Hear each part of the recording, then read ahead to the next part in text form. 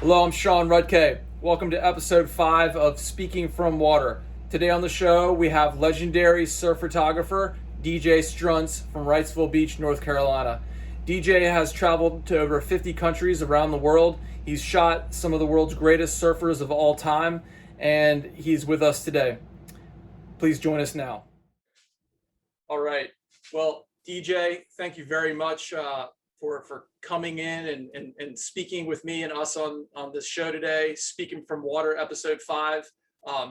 You are literally the man. You've been in the game since the beginning. I know I've personally idolized you for many years now, and it's just a great opportunity to speak with you and hear what you have to say. Well, thanks for having me on, Sean. I appreciate it.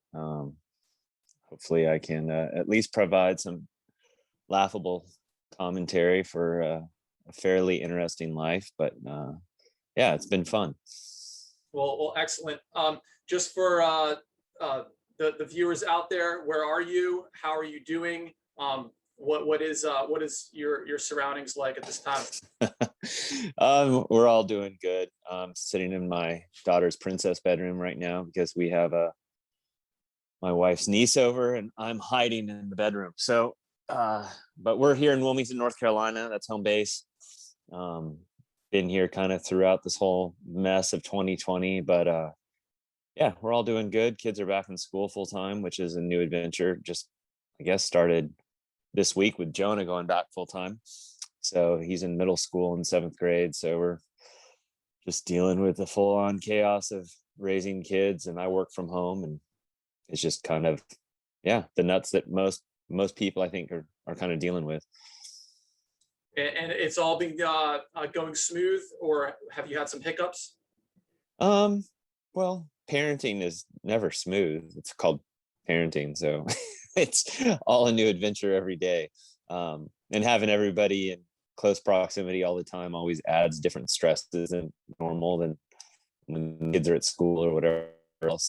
We've just been trying to work through it, and as much time as we can outdoors doing fun stuff, and then making the most of the rest of the time. So, well, you live in Wrightsville Beach, and I also, as you know, live in Wrightsville Beach. But for those of the listeners out there who have not had the privilege to visit Wrightsville Beach, can you explain the setup? So I moved to the East Coast from Northern California, and initially I moved to Folly Beach, South Carolina. Then I came up to do grad school in UNC Wilmington and discovered Wrightsville, and just kind of fell in love with what Wrightsville Beach is. I've traveled to over 55 countries with work at Surfing Magazine, and what I always tell people is no matter where I was, it always felt good to come home to Wrightsville. It's just been a great place to live, raise a family, great access to the water. I wish they had more public boat ramps, but besides that, and less parking enforcement. But hey, beggars can't be choosers. So besides those two kind of issues, it's just been an incredible place to be in the water. The waves aren't world class consistently, but we have some fun days. And for so many years, I was traveling to waves. So not that I got to go surf, but I had to go work. And when I came home, it was just nice to have fun waves to surf with your friends. Great spearfishing and free diving a lot of the year. And then, yeah, it's just been a great place to call home. Beautiful. I totally agree. Let's rewind the clock a little bit. You're from California. Tell us about your early years, your upbringing. What were your parents like? How were you first exposed to the ocean, and where did that seed where was it planted? And give us some circumstantial commentary around that. So I kind of joke that I escaped from the Midwest at the age of 3 because I was born in Lincoln, Nebraska, and thankfully my dad took a job in Northern California at a small private Christian college as the career counselor. And so we moved from Lincoln when I was 3 out to the Napa Valley in Northern California. And ocean culture where I grew up wasn't really a thing because we were about 2 hours from the coast, and the coast is inhabited by lots of large toothy critters, namely great white sharks. It's a pretty, we're part of the red triangle there. So, surf wasn't something that was on my radar really. But I guess when I was 5, my dad did what do you call it? I guess like a trade-off with a high school in Hawaii, where he went over and worked for like 3 months as their guidance counselor. And so the family went along, and that's where I really kind of fell in love with the ocean and got exposed to it. The high school kids would take me out on a longboard and, push me into waves. And I learned how to snorkel at Hanama Bay. And that was really my first kind of taste for salt water. And that kind of stuck with me. I kind of took to it literally like a fish to water. And even when I was 5, I was going outside on the outer reefs and snorkeling, and was not scared to kind of push my limits, probably more than my dad was comfortable with, being mostly from the Midwest. So that's where it started. And then it just kind of went from there. So you had the taste of Hawaii. You went back to Northern California, which is kind of the polar opposite of climate. And then what was the plan? You I'm sure were wanting to get back to it. What formulated in your mind to make big moves? At the time, nothing. At the time, I was, I ended up focusing a lot on what was at hand. So it was, I was really into wakeboarding and water skiing, mountain biking, rock climbing, backpacking, hunting, fishing. It was more those sports. And, occasionally the family would go on vacation, whether, we went to the Virgin Islands once. So did more, we went to, Florida, different places where I would get back in the ocean a little bit. But for the most part, the ocean wasn't a big part of my life, as far as activities went, until really, I guess my junior year of college. My roommate surfed in Northern California, and him and I would go surf some. And then I went to the East Coast on a research fellowship to the Fort Johnson Marine Lab in Charleston, South Carolina. And when I went back for that summer fellowship, my boss surfed, and him and I started surfing together. And that's when I really started surfing a lot. So then I guess right after college, he hired me to be a research biologist and run his lab. So I moved right after graduation, loaded my Subaru station wagon up with everything I owned, and drove from Northern California to Folly Beach, South Carolina, and started living on the beach and working as a research biologist and surfing my brains out. Was pretty much, I was the big Grom. I surfed whatever conditions. If it was rideable, and I mean borderline rideable, not rideable by Hawaii standards, I mean rideable by East Coast standards, I was surfing. And I lived down there for 3 years, and that was kind of really where that's when it kind of really took off on the surf side of the world.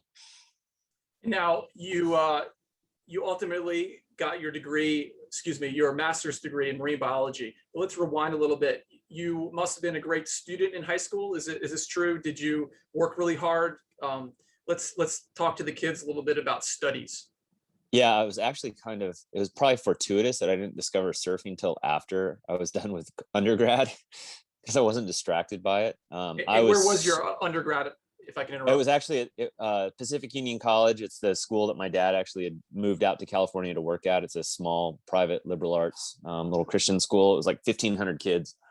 Most of my friends were all pre-med students. I was the only one that wanted to go into research out of the biology majors that were, my cohorts. But I was a bit of a nerd. I was valedictorian in high school, college. I was one of those 4.0 kind of kids. Back then we didn't have 4.5s and all the stuff they do now with extra credit. You did what you did. And I was very motivated initially because I thought I wanted to fly fighter jets. So I was a candidate for the Air Force Academy. So I was trying to get my grades as high as possible to, be successful on that front. And then through some, I don't know, divine intervention, I guess, reasons I don't quite understand. One day I woke up thinking, hey, I wanted to be a marine biologist. And I knew to do that, I was going to need to have really pretty spectacular academic performance as well. So I kind of applied myself in a pretty serious way to school. I was the kid that, my wife jokes, you're the kid every parent wishes they have. All I cared about was doing well in school, athletics. I didn't party. I was just focused on kind of achieving what I wanted in the future, and anything else was kind of a distraction that I didn't really get involved in. So you have you get into the master's program at UNCW. I assume you're pretty passionate about the subject matter. What is that true? Yeah, I was. I worked in a marine mammal research lab down in Charleston.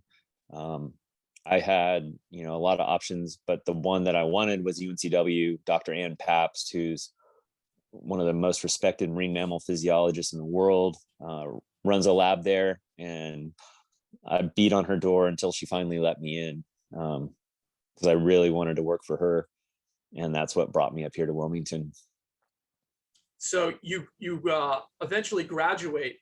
Are you then looking for a job in marine biology? Do you have some sort of goal? And then my follow-up to that is, where then did the photography come in? So, yeah, while I was shooting, or no, I should say, while I was shooting photos doing my master's, the reverse is true. While I was doing, that's what my boss probably thought, bless Ann's heart.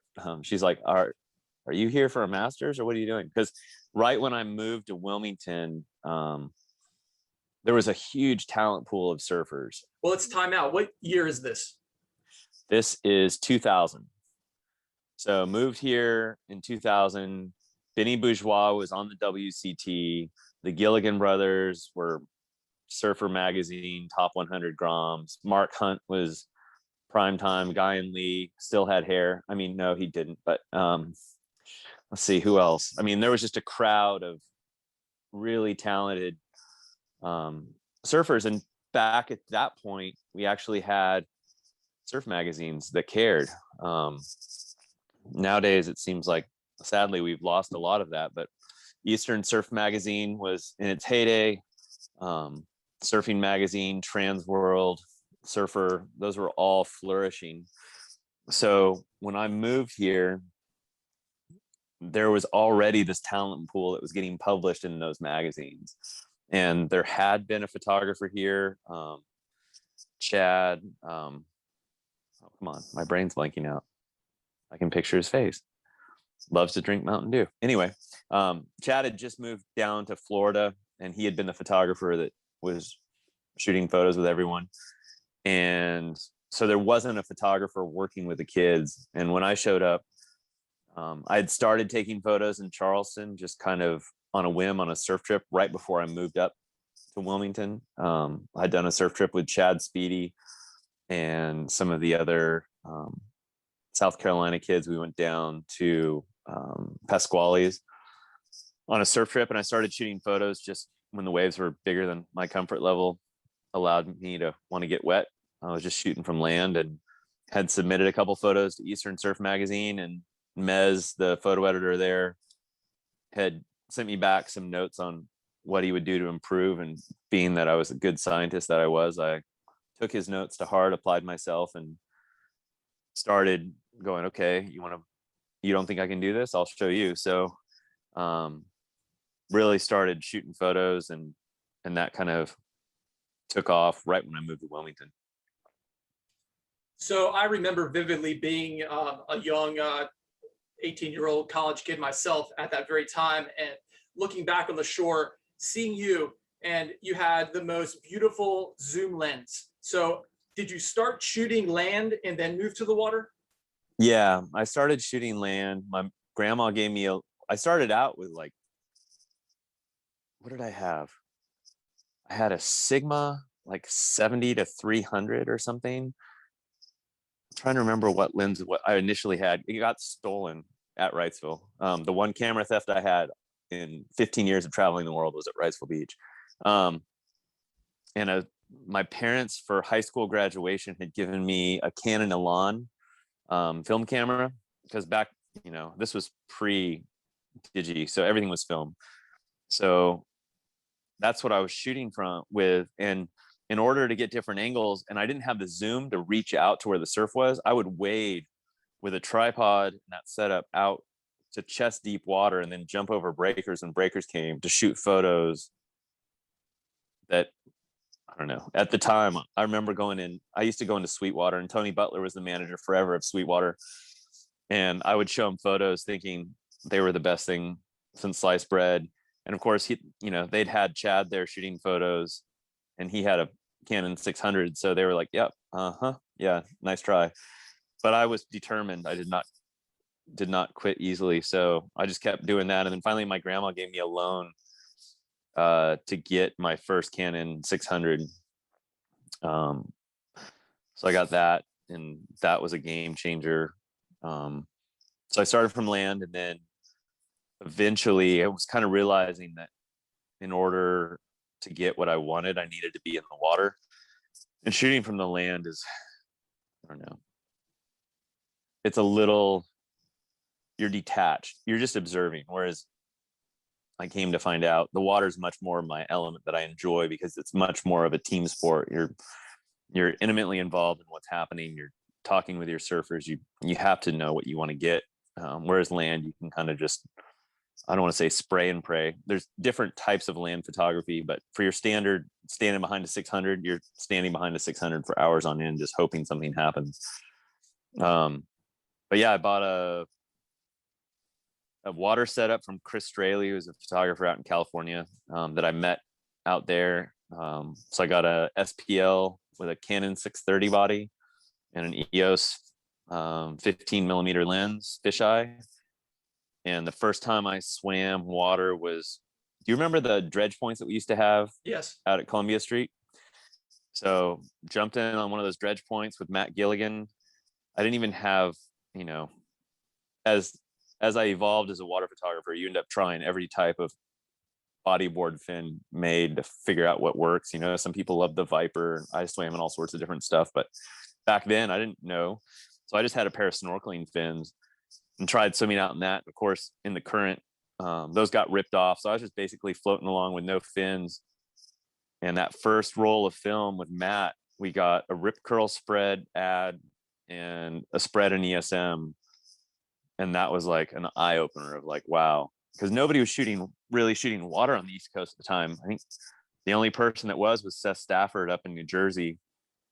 Most of the Florida guys just shot, Mez and those guys shot water, but most of the time, like Kevin Welsh was Surfer's photographer. He was based out of Florida. Those guys just shot land. So doing stuff from the water kind of caught the attention of the magazines in a big way real fast. So that was pretty groundbreaking. And now let's speak to this digital, the film to digital transition, because a lot of, I remember, or people have said that they were, I'm only going to stay with film because digital will never be there. Where was your mind at this time? Were you like, I need to get on the digital train ASAP? Or were you like, I still like this film thing? I really liked film. We shot film for years. I was when I'm trying to remember when Aaron Chang had the first cover of Surfing, and it was a shot of Flynn Novak at Pipeline. I know it was a Pipeline shot. I think it was Flynn. I could be wrong on the surfer, but that was when that came out. We were all like, yeah, the shadows are blocked up. It looks all pixelated. This is stupid. We're not, and Aaron was the champion of digital, moving into the surf world.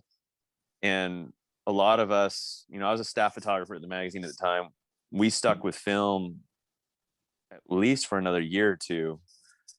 And plus you got to think, the magazines they never paid well.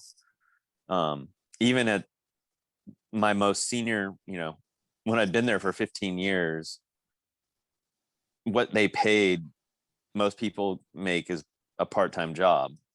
So, and they don't buy your equipment. So you're financing your equipment through either ad shoots or whatever else, and you're having to pay for it all. So here you have invested all this money in film bodies. And, I think the pinnacle of our film bodies was the Canon EOS 1V HS, the high speed, and it was shooting like 9 or 10 frames a second, which for 36 shots, when you swim out at pipe or backdoor or somewhere with consequence, it was really one good sequence and you were swimming back to the beach and having to go back through the impact zone.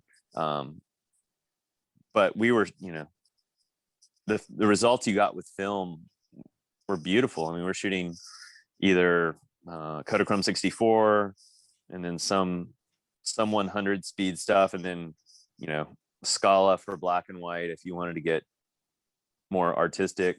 I was at Surfing Magazine the majority of my career, and Flame was my first photo editor there, and he loved the front lit golden light. He didn't really care as much about the black and white as much as like working for Pete Terrace or with Transworld, or some of the other, those were kind of the two photo editors I worked with mostly through my career. So there was contrasting styles, but I loved shooting film. I was sad to transition to digital. Just there was something exciting about, you got to enjoy the trip instead of having to edit photos every night after shooting. You actually got to enjoy being there because once you shot, you were done. And then when you got home, it was like Christmas because you'd send your film in, and when you got it back, it was like unwrapping boxes of presents because you didn't know what you had until you opened up those boxes and threw them on the light table and saw if you got the shot or didn't. Whereas when it went to digital, everybody it's instant gratification. Just feed the urge, like scratch the itch, look at the photos, and that totally took away from being able to enjoy the trip as much. I think everyone was so focused on looking at what you had, making sure they got what they wanted, or I don't know, it just changed the dynamic. And did you find that your process evolved faster, being able to look at your material instantaneously? Or, I know it was, you liked the film better, but as far as seeing what you were doing in the moment and then being able to react to that, did that accelerate your level? I think learning to shoot on film is way better because it teaches you how to be a photographer in a different way. You have to understand light. You have to understand what you're doing and learn it rather than just having that visual affirmation that, oh, I got a cool photo. So yes, it was nice to see it and be like, oh, okay, now I can try something different. But I'm really appreciative of the fact that I learned on film because it made me a better photographer. I think just having that, I think it's easy to get lazy and just be like, oh, that's a cool photo, when you can just look at it and not understand how you got it. Whereas with film, you didn't have that. Like, you had to get your exposures right. You had to understand composition. It made me think, I think, more and apply myself harder that way, and it made me a better photographer overall. I would argue. But sure, digital has its advantages. There's no doubt about it. I mean, being able to motivate your surfers by giving them a taste of the candy at the end of the day and being like, look at this shot, let's try this tomorrow. That's nice. It's just a giant workload on the road after you've worked all day. Like, you go swim for hours on end, you get done, and everyone expects to see an edit of the photos, an hour later. So while everyone's eating dinner, you're scrambling to download cards, edit photos, recharge batteries, all those things that normally, you just turn into a drone. Like, you're working as hard as you can, skipping meals just to make sure that they feel good about themselves and will continue performing. So I don't know. I still prefer the film days. But digital definitely, has its advantages. It's just, it turns the photographer into a pack mule and a workhorse rather than an artist in some ways. I mean, you're still an artist, but you don't have, it's just different. So Does that make sense? Yeah, it totally does. And in speaking to that artist mentality, you kind of have two elements here. It sounds like the editors back at home base telling you what they want, and then you have your talent kind of, they're their own artist almost doing their own thing. How did you manage to merge the two elements to then create such amazing content? You had to know the personalities of your surfers, and you have to be able to get along with everybody. I mean, that was kind of a key component. Understanding your editor's style, understanding, I mean, my joke was every time, hey, we're shooting covers and spreads. I mean, all my surfers that traveled with me knew that was my goal. And I think something that helped me along the way was understanding how print worked and understanding layouts, understanding negative space, understanding where gutters in a magazine would go, so that you would frame your action or your image so that it was offset, not bullseyed. I think you see a lot of the initial reaction of people is, oh, we got to make sure that's in focus, so we're going to center the action. Whereas early on, I realized you have to offset. Otherwise, you're not going to get a spread, because if your action's dead center and then the gutter falls right in the middle of it, it ruins your photo. So that turns your spread into a half page. So there were elements like that. Different photographers do it different ways. Chris Burkhardt, I think, was brilliant in the fact that he realized, hey, it's less about the surfer, it's more about the environment. And so he went for small surfer, big environment. Mainstream loves it. With my position at surfing, I was kind of handcuffed because action was king. So they wanted action photos. And they wanted tight action photos a lot of the time. So that, kind of forced my hand on a certain type of photography that I look back through and, oh, I look through my archive and be like, oh yeah, there's a guy doing a turn. There's another guy doing a turn or an air, you're like, it's just a different variant of the same kind of thing. So I've always enjoyed, when I worked for Globe with Joe G and the Globe crowd, which I was fortunate enough to do for like over 10 years, we got to shoot some really creative, different type stuff that was, and at that point Flame had passed and Pete was the photo editor. So he was much more receptive to weirdness. So we got to shoot a lot different kind of photography, and you just try to understand, how that editor likes to think. And the surfers, of course, they just want covers and spreads. So, back in the photo pro years, they wanted all their logos showing, because each one of those logos meant dollars for their family. So it was just kind of it was teamwork all the way around, I guess. Did I answer your question? That was kind of a rambling answer. I love that. You totally crushed it. I want to kind of move on to the physical process of capturing what you did, and when you go to wherever it is you go, you've been all over the world. I think you said at the top 50 some countries. All these places, I'm sure you hadn't probably been to before, and you show up with an incredible team, and you're then ready to jump in the water, take photos at what are probably just like death-defying spots. Can you kind of break down what your process was prior to swimming in those environments? What did you do beforehand, mentally, physically, to prepare? And then when you were in the element, what was that like? Sure. I think, I've always taken physical fitness real seriously. It's cheap life insurance. I was a college athlete, so I just kind of kept with that, in the surf world. Sorry to interrupt, but what did you do in college? I was a volleyball player, of all things. So yeah, played volleyball in college. And then, with training, I would go to the YM or YWCA and swim a lot back then, with fins, without, underwater laps, you name it, distance stuff. so that there was a lot of swimming,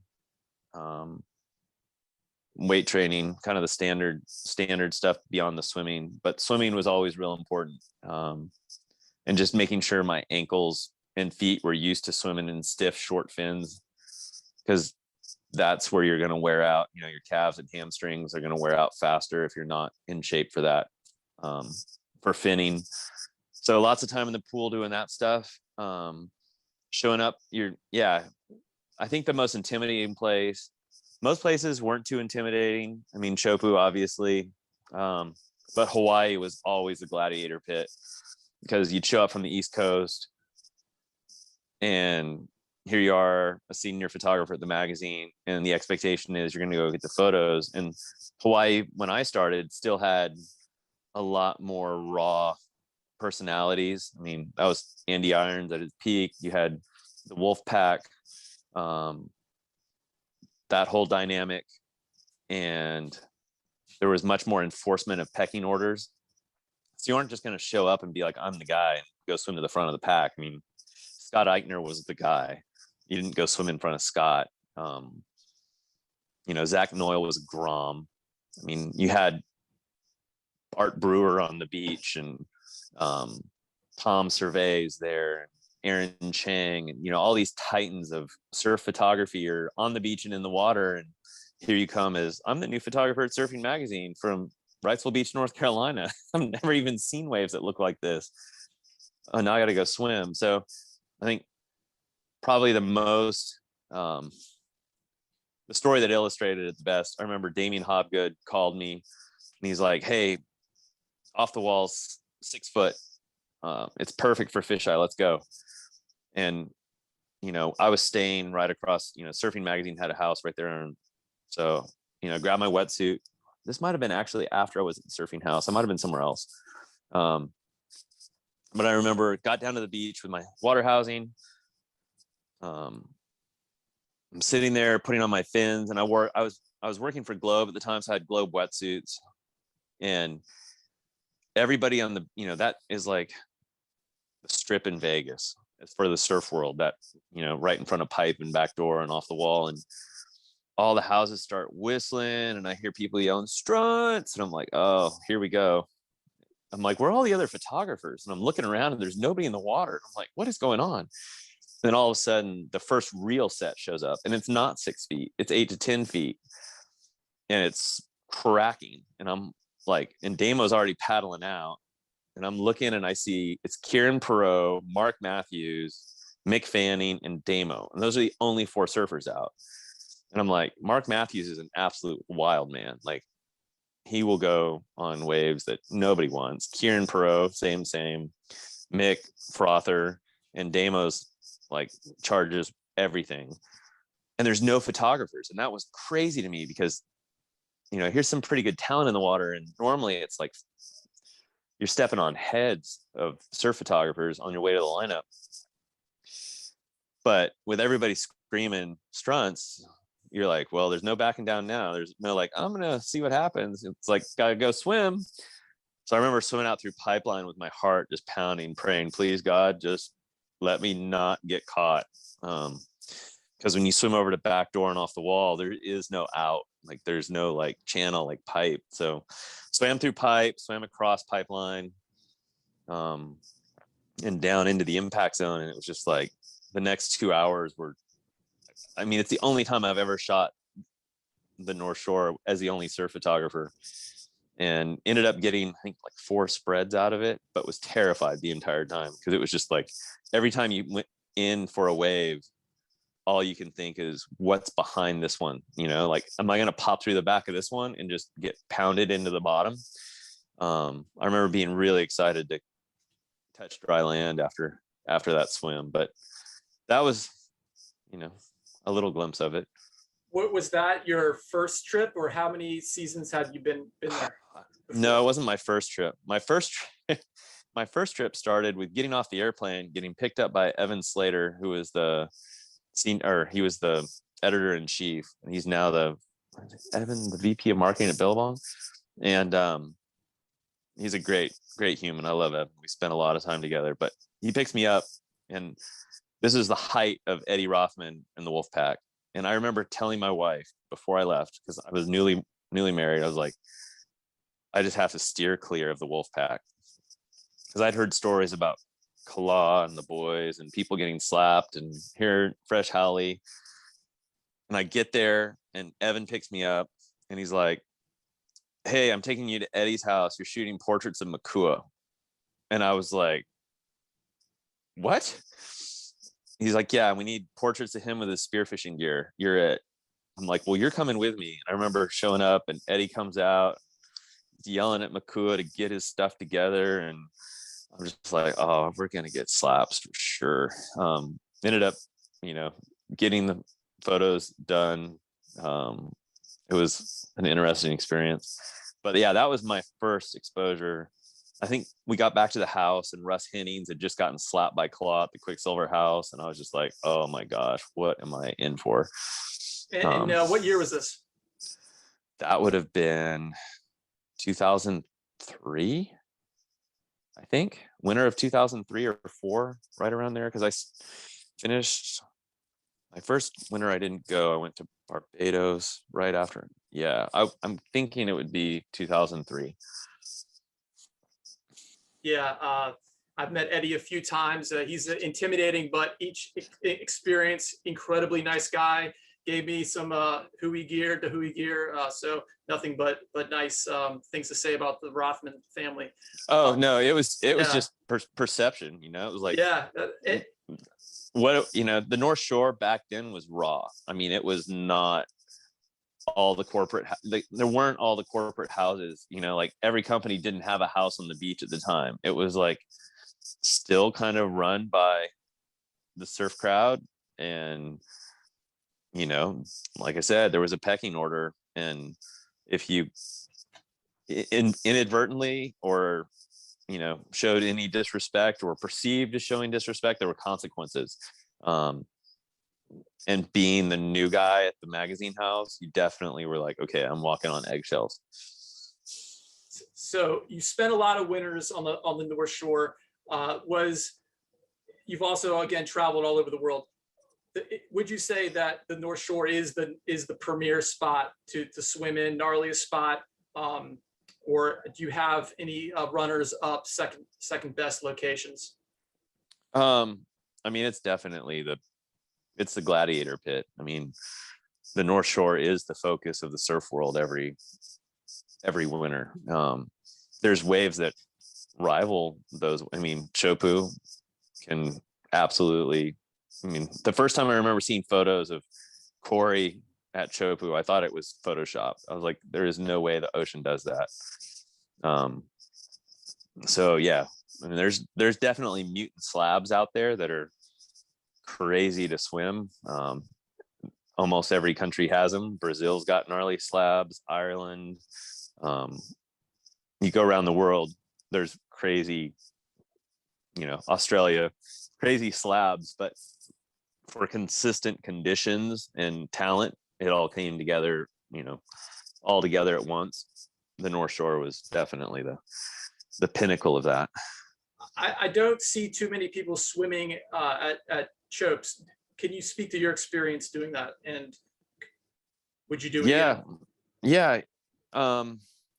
Anyone who swims Chopes with a fisheye has that experience where they're like, oh crap, I'm screwed. And some guys got it worse than others. I remember Eichner had a crazy one. He almost died.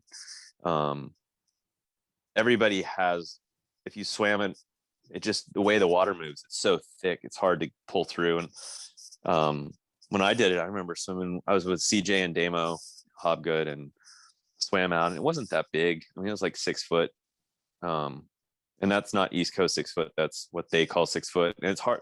What do you call a backless wave? But double overhead on the face, I guess. But we were shooting fisheye, and CJ came through a barrel, and I got chucked in the lip over top of him onto it felt like jumping off a 2-story building onto your knees onto cement. It rocked my world. I remember I crawled into the boat, the Rip Curl boat, like Mick Fanning and Poncho Sullivan were sitting there watching, and I drug myself over, and I had water in my housing. I had blood on my knees. My bell was rung pretty hard.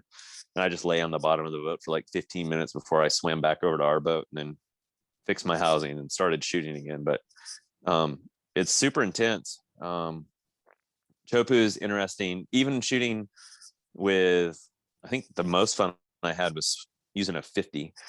But the way it barrels all the way to the boats, it keeps barreling through there. So the surfers are coming at you, even with a 50, suddenly you're in the barrel too. And it's spitting so hard and it's moving so fast. Everybody's screaming. You're screaming. The surfers are, it is a very compressed adrenaline experience. Nowhere else can you go sit in the boat in the channel and possibly get sucked over the falls or, get spit on, when it's big, it's a scary monster. When it's small, it's perfect, but it still can be deceiving. But when it's big, that's a lot of water moving.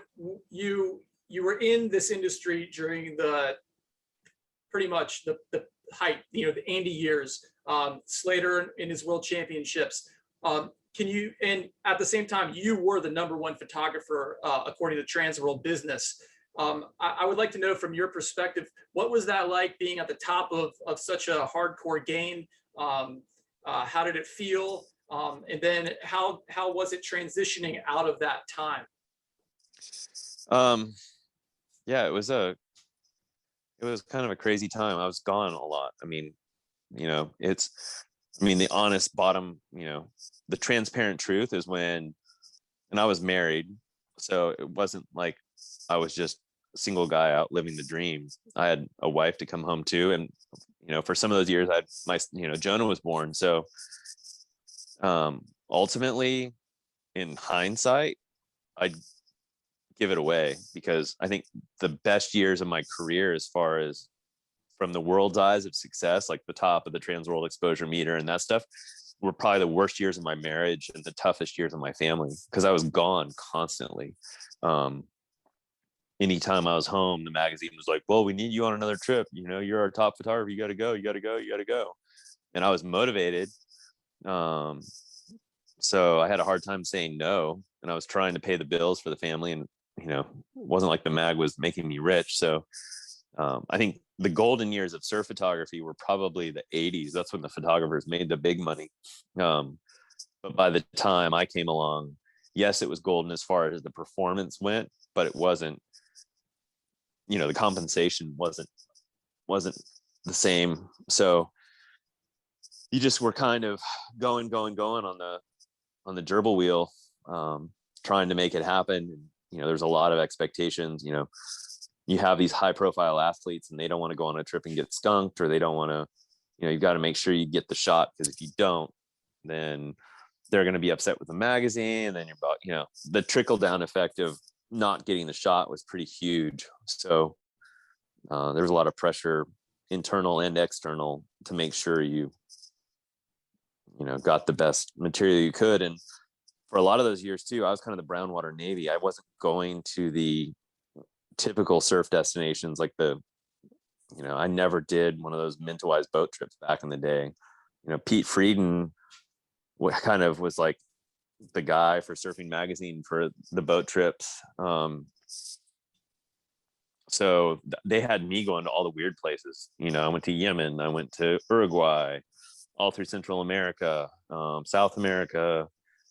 I was going to the places where they were concerned that they wanted the adventure aspect of it, but they were concerned that they wouldn't get the content from it unless someone, I was the go-to person for those trips, because they knew I'd try really hard. And coming from the East Coast, I wasn't scared to shoot in bad waves, could make it happen. So I had a lot of really amazing adventures, but not a lot of those trips where you're like, wow, I really want to do that trip. Not too many people look at Yemen and say, I really want to go there. But I was like, yeah, I want that. Send me. So I remember reading about that and hearing about your trip when you recently returned. And can you kind of enlighten us to what surfing in Yemen is like? Well, at the time, now it's a different situation, but now you might get higher likelihood of getting shot now than then. But you But were it there was, before the hardcore Civil War. well, they've had so many. There had been a civil war, and it used prior to me going, it was North and South Yemen, and then they had reunited when I was there. I was there in 2006. So 9/11 had already happened. There was already, extremism was a thing. And the coal had already been bombed in port in southern Yemen. So there were definitely, we were heavily involved in Afghanistan and Iraq at that point. So there was a lot of hesitancy on that trip by the magazine, by the surfers' families. But it was a trip that I felt we could pull off. I don't know why I felt we could pull it off, but we did. And we were out on a little island called Socotra, which is off the Horn of Africa. It's a Yemenis controlled island. Beautiful. It's a UNESCO heritage site. It's spectacular. If it wasn't for extremism, it would probably be, one of the top destinations in the world for people wanting to visit an exotic location.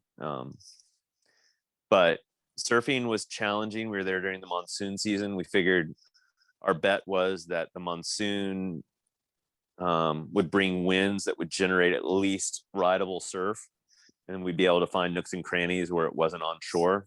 And we ended up getting overhead barrels one day at a beach break. But for the most part, it was once again just kind of making it happen. Where we were, they'd never seen Westerners, before. They had no idea what surfing was. So it was really kind of neat to have one of those endless summer moments where they were all running up to figure out what the heck you guys were doing, and trying to figure out what surfboards were. And the fishermen were complete, and we constantly heard, "Oh, you can't go there, there's big waves and sharks." And I was like, "Oh, that sounds like exactly where we need to go if there's big waves," because we were trying to find surf. So it was a National Geographic trip wrapped into a surf trip, really.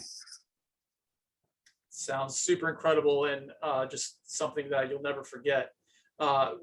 Was there any other location like that where it was that hardcore? Would you say your Yemen experience was probably the pinnacle of hardcore? Yeah, the Yemen trip was probably the pinnacle, but like the first trip I did to Nicaragua, right when I started, my very first trip for any magazine was for Transworld for Pete Terrace, and nobody had been in Nicaragua since their civil war.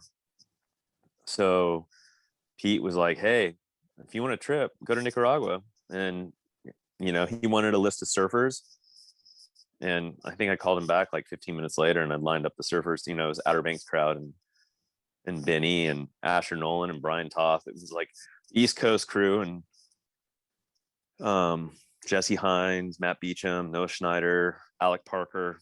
I ended up going down there for 3 weeks, and that was still, there's soldiers on the beach with AKs cruising the beach and wanting to know what you're doing.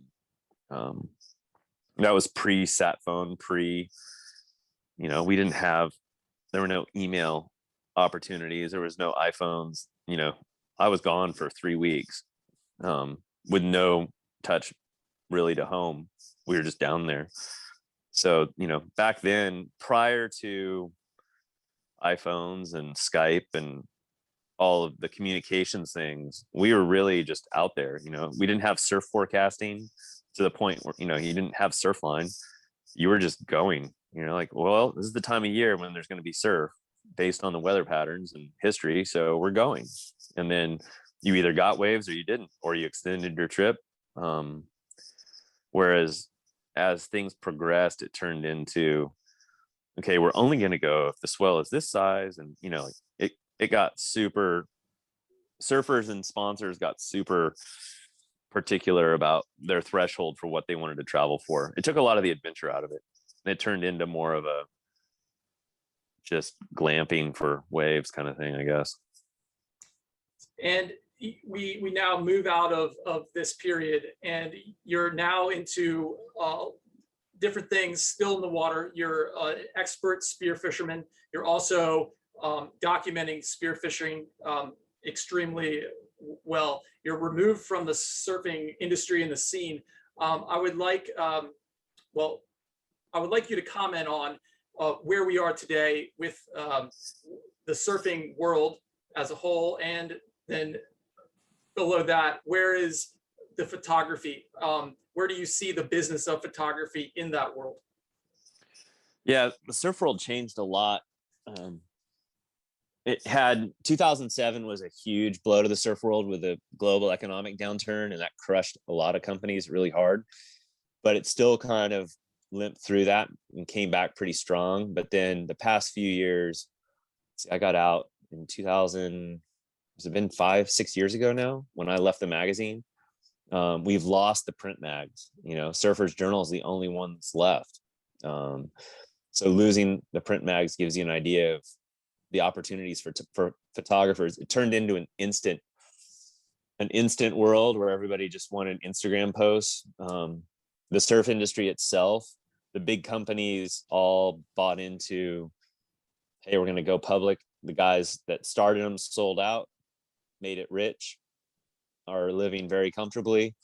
The companies themselves, being publicly traded, had to maintain growth, so they ended up investing in brick and mortar and all this stuff that ultimately for surf is unsustainable. And then a lot of that stuff collapsed, and the people that loved surfing and were part of the surf industry kind of got left holding the bag of like, oh, well, now this quote unquote surf industry is dead. And there's pockets of resistance to that. And there's some companies that are still thriving, the smaller brands,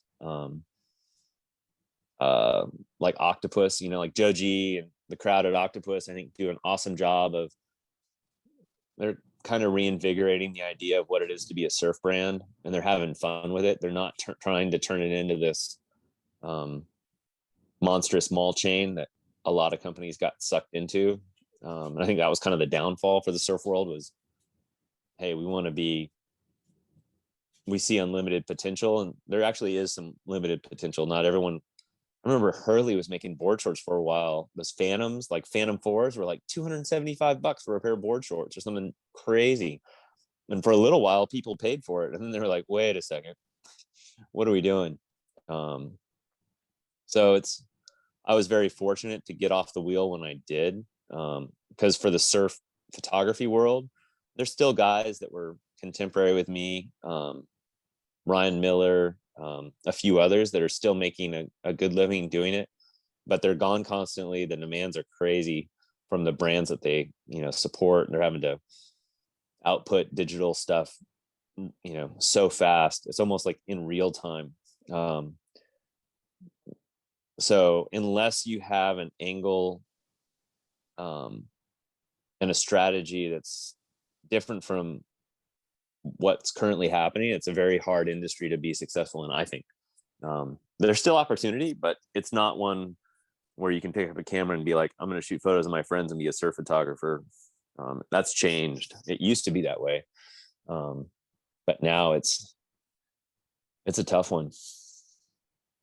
So with that said, what advice would you give to kids today, or young people at heart that want to get into surf photography or ocean photography more generally? What would you say to them? Do it for fun. Develop your own eye, your own sense of what's important for you, and focus on that. Don't do it because you want to. I wouldn't recommend it as a career choice, but at the same time, if you have the talent and the eye, you could turn it into one. I think there's always that opportunity, but it's kind of like wanting to be a pro. Telling a kid, "Hey, you're going to be a pro surfer." How many kids actually are? Not very many that are going to make it. That level. So, do it because you love it. Do it as an expression of who you are. Show what's important to you. Don't care what other people think. Like, if it's important to you and you want to document it a certain way, then it speaks to you, do it. Like, there's no, especially now with digital, there's no, be yourself, be creative, have your own voice. Don't just fall into, I need to have it look a certain way, or this guy does it that way, so I need to do it. Don't worry about all those outside voices. Definitely learn from other people, and I never stop learning. I'm still learning from stuff I see from other photographers and things like that, but don't be so entrenched in this idea of it's my identity. Instead, just do it because you love it. Do it as an expression of what you love about the sport, why you love the ocean, why you love surfing.